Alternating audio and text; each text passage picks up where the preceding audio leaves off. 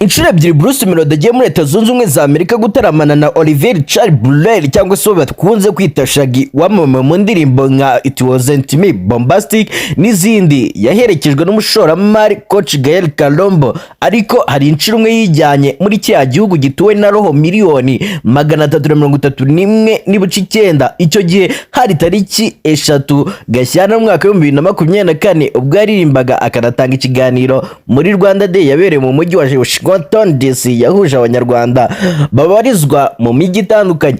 Coach Gael ari kumwe na Bruce Melody bahagurutse mu Rwanda mu ijoro ryo kuwa gatanu tariki 15 Werurwe 2024 berekeza muri Leta Zunze Ubumwe za Amerika, aho uyu muhanzi ategerejwe gutaramana na Shaggy mu kiganiro Good Morning America gitambuka kuri ABC's News. Bisa na Bruce Melody ari we muhanzi wa mbere wo mu karere ka Afrika y'Iburasirazuba cyangwa se EAC ugiye kugaragara muri iki kiganiro gisanzwe gikurikirwa n'umubare munini w'abanyamerika no mu bindi bihugu. Burna Boy wo mu Nigeria ari mu muhanzi batanze ikiganiro kuri ABC News kuri Coach Gael. Ni amahirwe adasanzwe kuri Bruce Melody kugira ngo akomeze amenyekane na hari. Yavuze ko urugendo rwa kabiri muri Amerika Bruce Melody yarugezeho biturutse ku gitaramo cya mbere we na Shaggy bakoreye muri kiriya gihugu mu mwaka wa 2024 na gatatu Kuboza binyuze muri gahunda ya Jingle Bell. Avuga ko ibiganiro bagiranye n'itangazamakuru muri kiriya gihe yaba kuri televiziyo no kuri radio ariho ABC News yahereye itumira Shaggy na Bruce Melody. Coach Gael avuga ko batiriye ubutumire bw'iki gitangazamakuru hagati y'Ukuboza kwa 2023 na Mutarama mu mwaka wa 2024.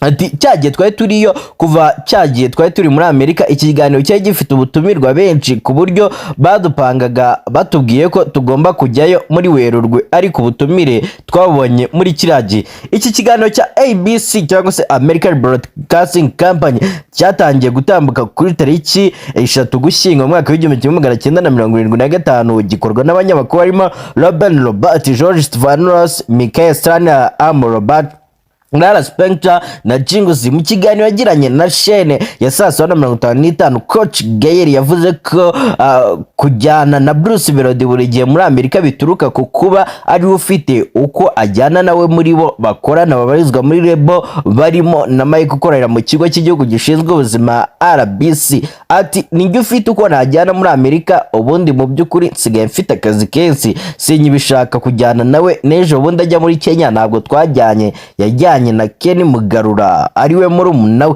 Gael yasobanuye ko kujyana Bruce Melody muri Amerika bituruka kuba ari we ufite ibyangombwa bimwemerera kujya muri kiriya gihugu. Avuga ko ibitaramo uyu muhanzi azakora mu Burayi n'izindi gahunda azifitiyo azaherekezwa na Ken Mugarura ukuri ibikorwa by'abahanzi muri 55. Akomeza ati ubu ngubu muri Amerika ninjye twajyana kuko ninjye ubasha kugenda muri Amerika nkagaruka, murabizi ko visa ya Amerika igorana. Gael yavuze ko indirimbo What She's Round ya Bruce Melody yakoranye na Shaggy yakunzwe cyane muri Leta Zunze Ubumwe za Amerika ashingiye ku mubare w'abantu bagiye bamuha ibitekerezo n'abandi.